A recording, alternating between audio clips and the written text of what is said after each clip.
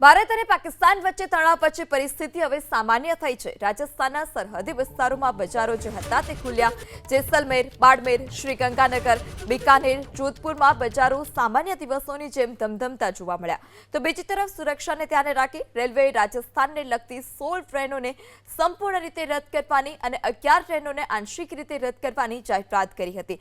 જો કે હવે આ તમામ વચ્ચે રદ અને આંશિક રદ ટ્રેનોને નિર્ધારિત સમય પર દોડાવવાનો આદેશ જાહેર કરાયો છે, જેમાં આજે ભાવનગર ટર્મિનલ્સથી ઉધમપુર, મથુરાથી બાડમેર, જેસલમેરથી કાઠગોદામ સહિતની જે અનેક ટ્રેનો હતી તેને પૂર્વવત કરવાનો નિર્ણય લેવાયો।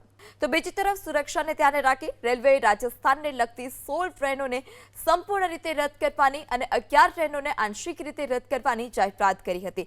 જો કે હવે આ તમામ વચ્ચે રદ અને આંશિક રદ ટ્રેનોને નિર્ધારિત સમય પર દોડાવવાનો આદેશ જાહેર કરાયો છે, જેમાં આજે ભાવનગર ટર્મિનલ્સથી ઉધમપુર, મથુરાથી બાડમેર, જેસલમેરથી કાઠગોદામ સહિતની જે અનેક ટ્રેનો હતી તેને પૂર્વવત કરવાનો નિર્ણય લેવાયો।